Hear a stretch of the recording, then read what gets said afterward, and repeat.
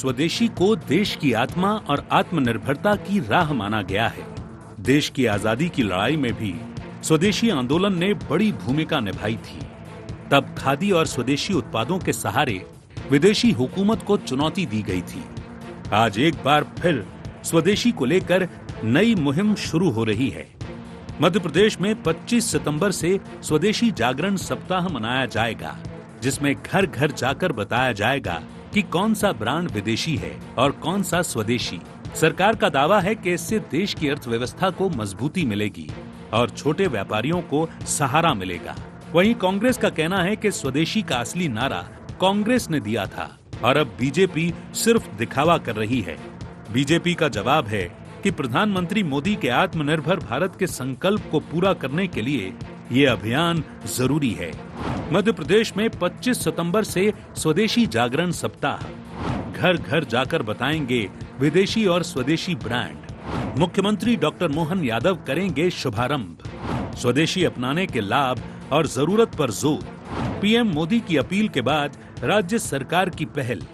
संघ से जुड़े 5 संगठन मिलकर चलाएंगे अभियान। 20 लाख पत्रक बांटे गए। मेले भी होंगे आयोजित। जल्द लागू होगा स्वदेशी सर्टिफिकेशन लोगो। भाजपा के कार्यकर्ता सभी को स्वदेशी उत्पादों के लिए प्रेरित करेंगे। कांग्रेस जैसी पार्टियां जो चाइना और पाकिस्तान की परस्ती करते हैं, उन्हें स्वदेशी अभियान से भी खिलाफत है। इस तरह की राजनीति अब देश में नहीं चल सकती है। जो भी राष्ट्रवादी व्यक्ति है वो स्वदेशी अभियान के साथ सहभागी बनेगा। वहीं कांग्रेस ने इस अभियान पर बीजेपी को घेरते हुए कहा है कि स्वदेशी का असली नारा कांग्रेस ने दिया था। खादी और स्वदेशी क्रांति कांग्रेस के नेतृत्व में शुरू हुई थी, लेकिन बीजेपी दिखावे का अभियान चला रही है। स्वदेशी जागरण सप्ताह तभी सफल माना जाएगा जब चीन से सामान आना बंद हो जाएगा। स्वदेशी अपनाएं, लोग घर घर जाएंगे और सवाल ये उठता है स्वदेशी के बारे में सिर्फ कहने की बातें हैं। चीन का जितना सामान है हिंदुस्तान सबसे ज्यादा आता है, तो मेरा कहना है सबसे पहले स्वदेशी अपनाने की बजाय सीधा निर्णय लेने कि चीन का सामान नहीं आएगा। मैं समझता हूँ स्वदेशी जागरण का सफल हो जाएगा। बहरहाल डॉक्टर मोहन सरकार और बीजेपी का कहना है कि स्वदेशी अपनाना केवल राजनीति नहीं, बल्कि आत्मनिर्भर भारत की दिशा में बड़ा कदम है। स्वदेशी सुरक्षा एवं स्वावलंबन थीम पर 6 माह तक चलने वाला यह अभियान लोगों को आर्थिक रूप से मजबूत करने का काम करेगा। अब देखना ये होगा कि जनता इस संदेश को किस रूप में स्वीकार करती है और प्रदेश में इसका कितना असर दिखाई देता है। Bureau report, IND 24।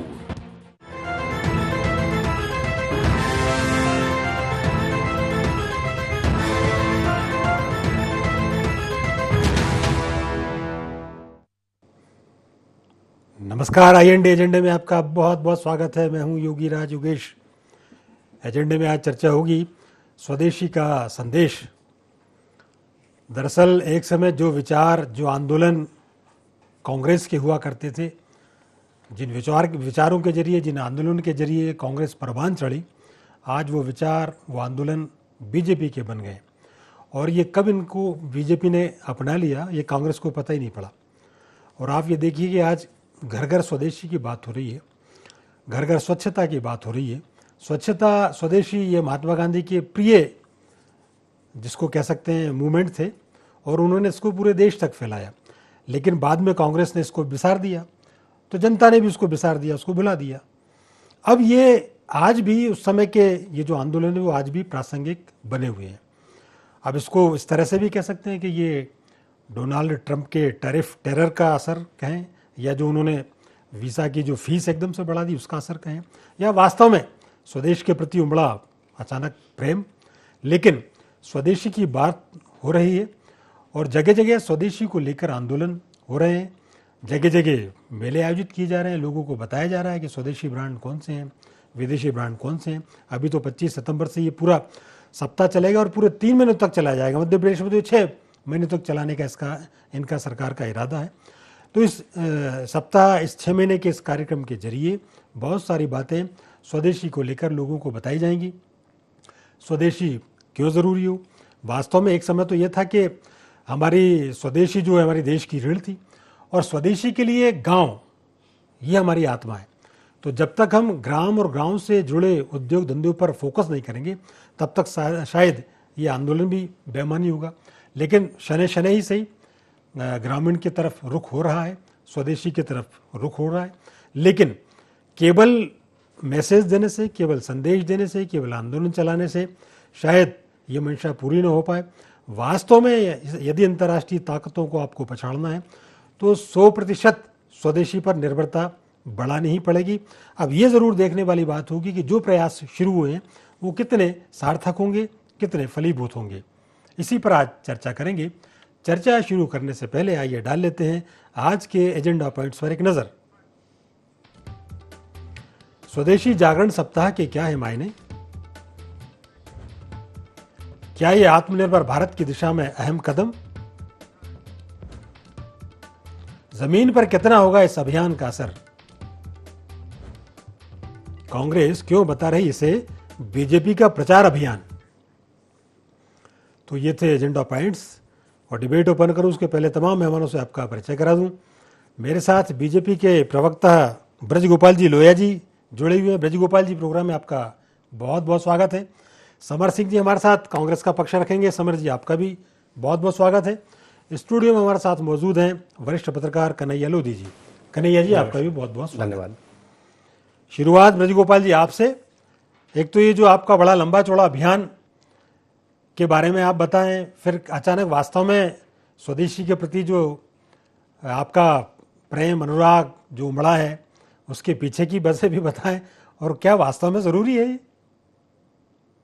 देखिए, ये केवल आज का अभियान नहीं है। आज इस अभियान को हम गति पूर्वक करेंगे ये 6 महीने, मगर इस विचार और इस अभियान के साथ हम सदा खड़े रहे।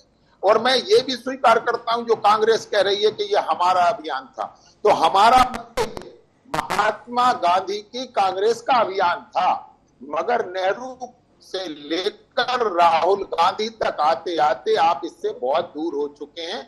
अब तो आपके राष्ट्रीय अध्यक्ष तक विदेश जाने लगे हैं, तो उस पर से चर्चा नहीं करना चाहता। मूल विषय ये है कि हमने तो स्वदेशी जागरण मंच हमारा विचार परिवार का सदस्य और लगातार हम उसके साथ काम करते हैं।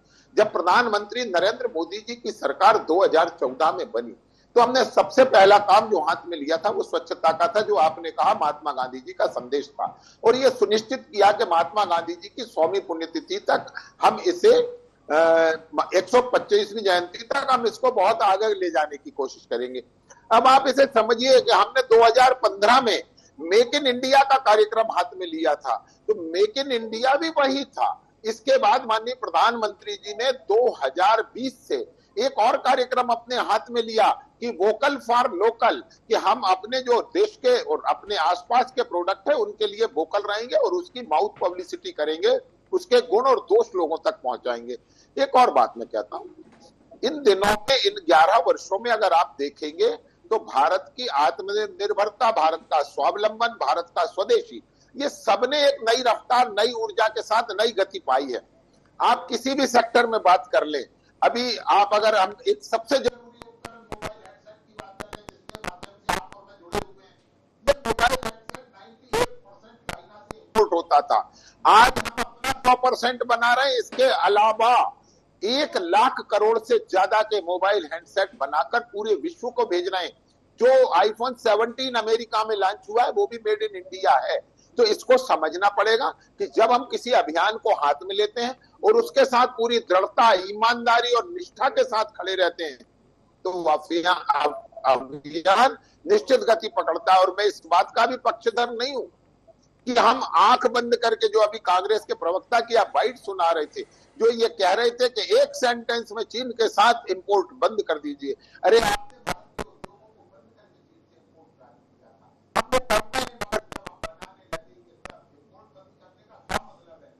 देश में लिथियम नहीं है तो हम लिथियम बैटरियों का आयात बंद कर दें और देश में से लोगों से कह दें कि लिथियम की बैटरियां नहीं मिलेंगी। ये मूर्खतापूर्ण जो कुतर्क हैं, ये कुतर्क नहीं चलेंगे। 2016 के पहले इस देश में तो बुलेट प्रूफ जैकेट नहीं बनती थी। आज हम जैकेट अपनी तो बनाते बनाते हैं, उसके साथ दुनिया भर में लगभग 100 देशों तक भेज रहे हैं बुलेट प्रूफ जैकेट को। तो स्वदेशी अब केवल अभियान नहीं है, स्वदेशी इस देश का एक ऐसा आंदोलन है जिसने हमारी अर्थव्यवस्था को 11वें स्थान से लगाकर 4थे स्थान तक की यात्रा कराई है। और तीसरे पर हम बहुत जल्द ही पहुंचने वाले हैं। तो ये जो स्वदेशी का हमारा आंदोलन है, एक लाइन के साथ समाप्त करूंगा। स्वदेशी का हमारा आंदोलन इस विचार के साथ आता है कि निर्भरता हमेशा शोषण को जन्म देती है। हमारी निर्भरता किसी पर ये ना रहे कि वो हमारा शोषण कर सके। इस भावना के साथ हम ये स्वदेशी का अभियान लेकर जनता के बीच जा रहे हैं। ठीक है, समर सिंह जी बड़े मुस्कुरा रहे हैं आप धीरे धीरे, क्या बात है? देखिए क्या है कि आज स्वदेशी की बात वो कर रहे हैं, आज गांधी के विचारों को उनको मानने की जरूरत पड़ रही है जो गांधी जी की हत्या करने वालों का महिमा मंडन करते हैं। जहां तक की बात है स्वदेशी की, वो लोग कैसे स्वदेशी हो सकते हैं, कैसे स्वदेशी विचारधारा के हो सकते हैं जिनकी चड्डी जो है, जिसको आरएसएस का की हाफ पैंट निक्कर जो है, वो खुद जो है 1931 में जाकर बीएस मुंजे इनके पितृ पुरुष जो है इटली से लेकर आए थे। तो इनके कपड़े से लेकर इनकी विचारधारा की बात कर लें, इनकी विचारधारा है फांसीवाद की।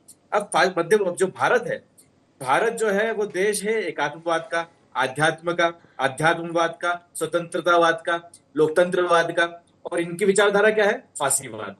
तो इनके कपड़े देख लीजिए, फिर इनकी जो विचारधारा देख लीजिए, दोनों विदेशी है। फिर हम तीसरा आते हैं माननीय मोदी जी पर। मोदी जी का चश्मा जो है बल्गारिया इटली से आता है, बल्गारिया ब्रांड का।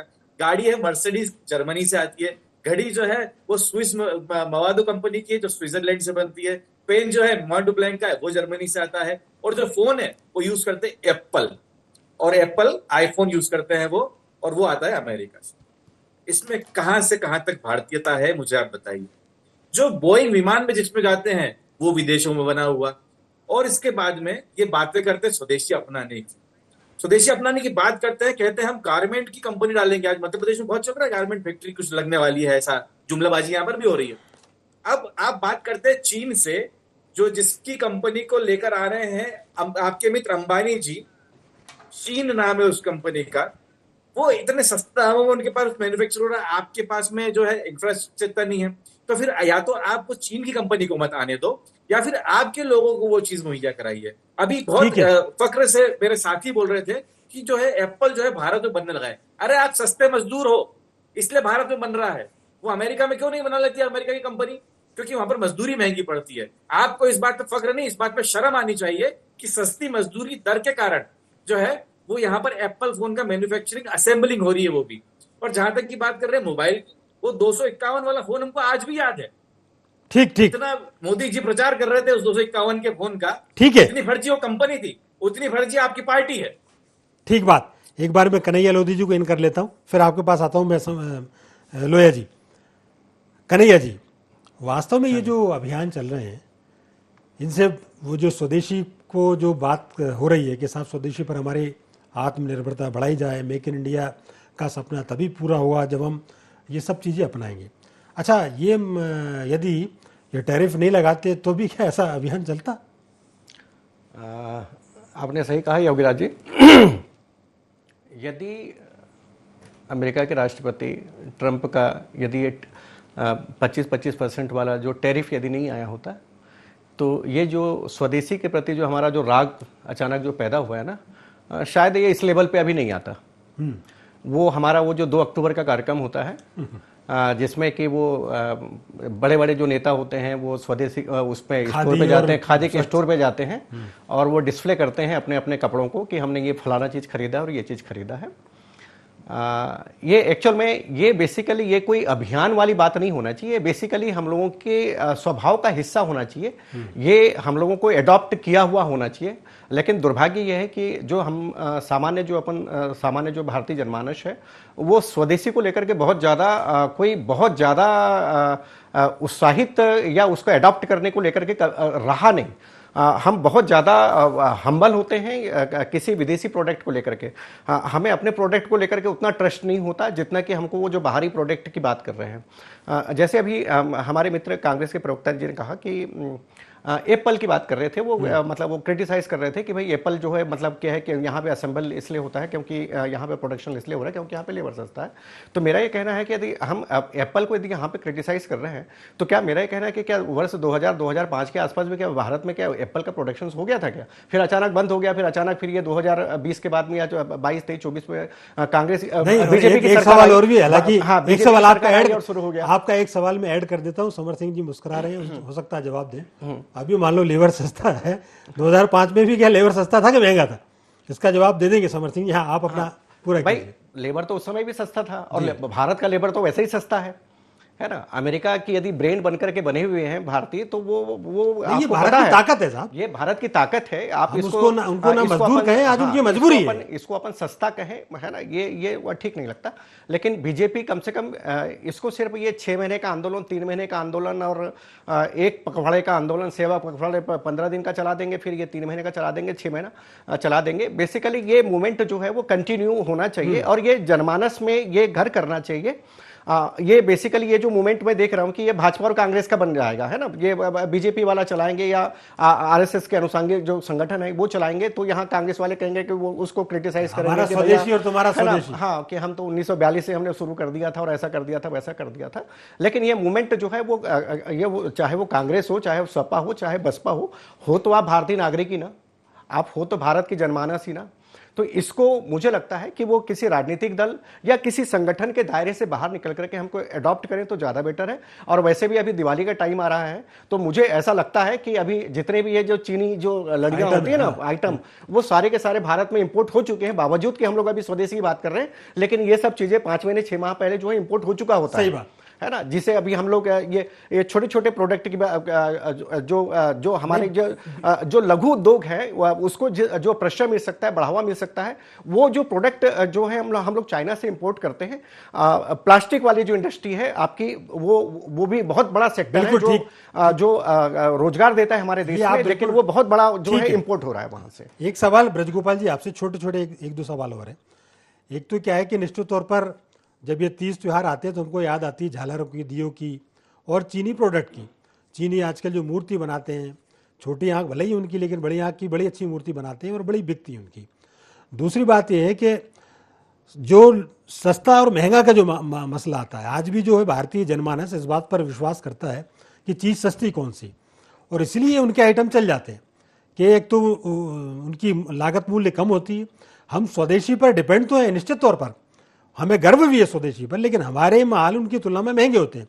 तो ये जो चैलेंज है, इससे आप कैसे निपटेंगे? दूसरा, ये अभियान रोज का अभियान हो, ऐसा भी शायद आपके पार्टी में विचार हो। और तीसरा, कोई एक मैसेज आप लोग ऐसा दें कि देखिए साहब, हमारे नेताओं ने आज से खादी पहनना शुरू कर दिया, या जो भी उदाहरण आप समझ सकते हैं कि हम स्वदेशी पर आ गए हैं और हम स्वदेशी चीज़ों का ही यूज़ करेंगे।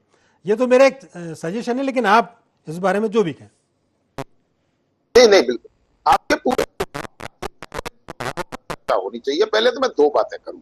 एक तो सबसे पहले मैं ये कहना चाहता हूं कि इस देश के प्रधानमंत्री माननीय नरेंद्र मोदी जी ने ये देशवासियों से आह्वान किया, केवल भारतीय जनता पार्टी से नहीं किया। एक बात मैं आपको करेक्ट कर दूं, उसमें तो शामिल सबको होना चाहिए। जो लोग आज ये कह रहे हैं कि ये मूलतः हमारा विचार है, तो आइए ना प्रधानमंत्री जी के साथ मुहिम में शामिल होइए, क्योंकि इस देश का नेतृत्व जो कर रहा है वही तो इस आंदोलन का नेतृत्व करेगा। मगर आपको तो इतनी घृणा है एक व्यक्ति से और एक पार्टी से कि आप उसकी आलोचना करते करते राष्ट्र की आलोचना करने लगते हैं।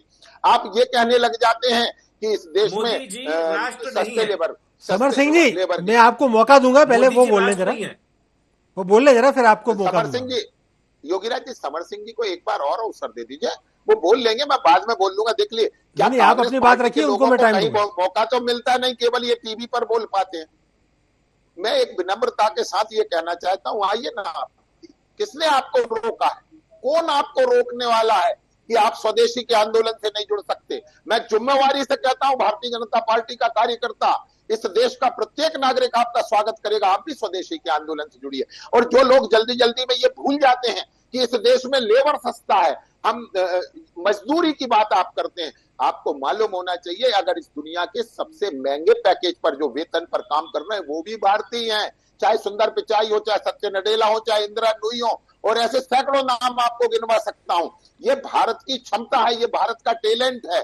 और एक बात और मैं आपसे कहता हूं, याद रखिएगा, आपकी इसी निगेटिविटी के कारण क्या हुआ था, 2020 में जब कोविड आया तो इस देश में एक भी पीपी किट नहीं बनती थी, अकेला चाइना बनाता था। आज हम बनाते भी हैं और 70 से ज्यादा देशों को बेचते भी हैं। ये कमिटमेंट होता है, ये कमिटमेंट की बात है, ये केवल राजनीतिक हास परिहास और उपहास की बात नहीं है। आपके पास कमिटमेंट का अभाव है, और वो कैसा अभाव है मैं आपको बताता हूं।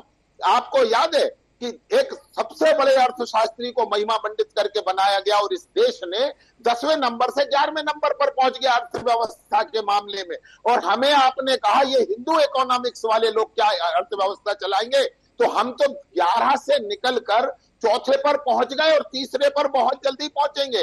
ये वर्ष, वित्तीय वर्ष समाप्त होते भी अगर पहुंच जाए तो दुनिया को आश्चर्य नहीं है। एक बात और है, स्वदेशी गर्व का विषय है, स्वदेशी बहस का विषय नहीं है। आप हो सकता है कि आपको हमारे स्वदेशी में कम लगता हो, तो आप बताइए ना, आपको भरपूर मौका मिलेगा। बस एक मिनट और कहता हूँ, एक मिनट योगीराज जी, एक बात और सुन लीजिए। इस देश की जब स्वतंत्रता हुई थी तब नेहरू के सामने चिंता व्यक्त की थी अंग्रेजों ने कि हमारी कंपनियों का क्या होगा। तो जो विभाजन का दस्तावेज था उसमें 47 कंपनियां बचा कर रखी गई थी कि इनका संरक्षण और संवर्धन का काम भारत की सरकार करेगी। वो लोग अगर आज यहाँ बैठकर हमारे स्वदेशी को यानी ये भारत का स्वदेशी को अगर इसको क्रिटिसाइज करते हैं तो उन्हें पहले अपनी गिरिमा में झांकना चाहिए। जी ठीक है। समर सिंह जी, आपके पास अब वक्त ही वक्त है, बोलिए जरा आप। देखिए, मेरे साथी ने कहा कि मोदी जी जो है वो आह्वान कर रहे हैं देश से कि स्वदेशी अपनाएं।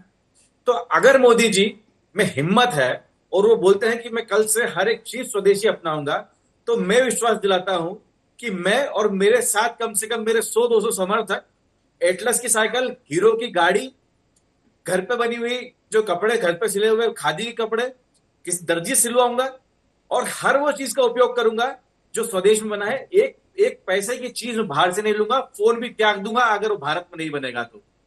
ये मैं आपसे ये गारंटी के साथ बोल रहा हूं। दूसरी बात, आप बात करते हो कि चीन से आयात बंद कर देना चाहिए, झालरों का विरोध। अभी हमारे कन्हैया लाल जी बोले कि झालर आ गई है पहले से। आप 50 रुपए की झालर का विरोध कर रहे हैं और जो करोड़ों रुपए की, अरबों रुपए की वल्लभ भाई पटेल की मूर्ति बनती है हमारे लौह पुरुष की, वो चीन से बनवा लेते हैं। जो रेल है वो चीन से ले आते हैं। भारत के अंदर मैन्युफैक्चरिंग बढ़ेगा कैसे? इनकी याराना पूंजीवाद जब खत्म होगा तब। दूसरी बात, हमारे साथी बहुत जोर देके इस चीज को बोल रहे हैं कि तीसरी अर्थव्यवस्था बन गए। तो ब्रजगोपाल जी ये भी बताइए कि पर कैपिटा इनकम कितनी है आपकी, ये भी तो बताइए। ये बोलने की हिम्मत नहीं होगी आप में कि पर कैपिटा इनकम भारत के प्रत्येक बोलना रोक लीजिए, आपने प्रश्न किया है, रोकना पड़ेगा। पर कैपिटा बोलिए, चलिए समर सिंह जी बोल दिया कि बोलिए। 2003 तक 11,000 थी, जो आज 1,71,000 रुपए। ये पर कैपिटा कहते हैं कि हमने हर क्षेत्र में काम किया है। समर जी नहीं कर पाएंगे। मैं फिर से कहता हूँ, और आज 2.5 लाख रुपए पहुंचने को है पर कैपिटा इनकम। जो आपकी सरकार में क्या था वो बता दो। आपकी सरकार में 176वें नंबर पर कैपिटा इनकम थी, 176वें नंबर पर कैपिटा इनकम थी। और ये मैं फिर से कहता हूँ, ये लेफ्टिस्ट अर्थशास्त्रियों को भूलिए, छोड़िए। बात रख दी। हाँ ठीक है, अब आप योगीराज जी ने अपनी बात रख दी। जी बोलिए आप। इन्होंने अपनी बात नहीं, आपने मुझसे प्रश्न किया। इनके जो आंकड़े हैं इनको दुरुस्त कराइए पहले। समर जी, आपने मुझसे प्रश्न किया। अरे फिर ये ऐसे चिड़चिड़ कर जो है वो चिल्लाने लग जाते हैं बीच में। गोपाल जी एक मिनट उसको बोलने दीजिए, फिर मैं आपको फिर मौका दे दूंगा। जवाब दे दिया जी समर सिंह आपने, जवाब दे दिया ना जी समर सिंह। मैं बताता हूँ आपको, अगर भारत के 10% जो लोग हैं, जो सुपर रिच लोग हैं, अगर उनकी पर कैपिटा इनकम में से उनकी इनकम निकाल दूंगा ना मैं, तो सूडान और सोमालिया से भी गरीब हो आप। ये आपकी व्हाट्सएप यूनिवर्सिटी, आपकी पार्टी की जो किताबें छप के आती है ना, झूठ बोलना सिखाया जाता है जहां पर, उससे अब लोगों को मत बोलने चाहते हैं। अब यहाँ पर वास्तविकता में आइए, सुनिए, अब पूरी बात सुन लीजिए। आप 20 साल पुरानी, 15 साल पुरानी बात करेंगे। योगीराज जी आपने बोला था पूरा मौका है। आप 15 साल पुरानी बातें करेंगे, 10 साल पुरानी बातें करेंगे, तो जो 42,000 की एक्टिवा आती थी वो 1.5 लाख की आती है। ये भी तो बताइए लोगों को। जो 30 रुपए किलो, 40 रुपए दाल थी, वो 150-200 रुपए हो गई, वो भी तो बताइए लोगों को। 48 रुपए का डीजल था, वो 100-102 रुपए हो गया, वो भी तो बताइए लोगों को। ठीक है, लोगों को बताइए कि कैसे उनकी जेब काट रहे हैं आप लोग। ठीक है, वो भी अब तो बताइए। वो बता रहे हैं वो। नहीं, और बातें पूरी बाकी हैं। तीन बातें सिर्फ बाकी है। आपने सवाल बहुत पूछे, वो जवाब दे रहे हैं। योगीराज जी, योगीराज जी, हाँ। केवल 3 बातें बता देता हूं। जी। जो 3 उन्होंने प्रश्न उठाए केवल उनके जवाब जी। देता हूं। पहले तो मैं एक बात बता दूं, हम 2013 में 14 में जब चुनाव में गए थे तो इस नारे के ही साथ गए थे कि 150 रुपए प्रति किलो दाल है। झूठ बोलना बंद करें यहां बैठकर। दूसरी बात, कांग्रेस के 65 वर्षों के राज में से एक वर्ष बता दें जिस बार पेट्रोल के रेट एक भी बार ना बढ़े। और मैं गर्व के साथ कहता हूं 4 साल होने को है, फरवरी 2022 से 1 पैसा भी तेल का रेट नहीं बढ़ा। केवल हिमाचल प्रदेश में इनकी सरकार ने बढ़ाया, इसके अलावा कहीं नहीं बढ़ा। मैं फिर से कहता हूं, ठीक है, माननी चाहिए। ठीक है, ठीक है। एक कमेंट में कन्हैया जी का ले लेता हूं क्योंकि समय बहुत कम है। कन्हैया जी, आप समझ कीजिए कि वास्तव में अभी जो दौर चल रहा है, हम विदेशों से जो तुलनात्मक जो चीज़ें होती हैं उन सब चीज़ों का पार पालेंगे और उसमें स्वदेशी कितना अहम भूमिका निभाएगा। देखिए, स्वदेशी का मतलब ये नहीं है कि आप मतलब अगले दिन सो करके उठे पूरे घर की सारी चीज़ें बदल दो, मतलब ऐसा नहीं होगा। ये जो अपन बात कर रहे हैं बात बात पे कि भाई वो फलाना का फ़ोन और फलाने की गाड़ियाँ और ये व्यवहारिक रूप से ऐसे ये संभव नहीं होता है। ये चीज़ें क्या होता है, धीरे धीरे ये बदलाव में आना चाहिए। बेसिकली ये हमारी जीवन शैली जो है उसका हिस्सा होना चाहिए। और ये जो बदलाव है वो किसी एक दिन में नहीं आ जाएगा। हमारे पास में यदि ऑप्शन होता है तो हमारे पास में क्वालिटी है, हमारे पास में ऑप्शन है, तो हमको वो चीजों को प्रीफर करना चाहिए। दूसरी बात है कि अभी चीन से जैसे आयात की बात कर रहे हैं, तो भारत जो है अभी वो जो रेयर अर्थ मटेरियल है वो चीन से इंपोर्ट करता है। भारत दुनिया का सबसे बड़ा जो है वो मतलब दवाइयों का निर्यातक है। जल्दी से मटेरियल जो है चीन से हमको आयात करना पड़ता है। अच्छा, ऐसा नहीं हो सकता कि हम चीन से आयात ही बंद। चलिए 10 सेकंड समर जी, आपको बहुत विशेष छूट, 10 सेकंड बस। चीन हमारे जितना बड़ा देश है, जीडीपी में भले थोड़ा बहुत आगे, बहुत ज्यादा आगे है, लेकिन वो कोई भी चीज विदेशी उपयोग नहीं करता है। ठीक बात, ठीक है, फेसबुक, ट्विटर से लेकर हर चीज जो है ये एक अच्छी ठीक है समर सिंह जी, ठीक है, बहुत बढ़िया, बहुत शानदार, अच्छी डिबेट रही। 29 बिलियन डॉलर का एक्सपोर्ट किया एक मिनट भारत ने 29 बिलियन डॉलर का निर्यात किया चीन को। ये क्या खरीदा चीन ने? बस झूठ बोलते हैं यहां बैठ के। वक्त की बंदिशें, इस वार्ता को ये विराम देना पड़ेगा, लेकिन आप तीनों का बहुत बहुत धन्यवाद, शुक्रिया। तो IND एजेंडा में फिलहाल इतना ही। आप हमारे साथ बने रहिए, जुड़े रहिए और देखते रहिए IND 24। नमस्कार।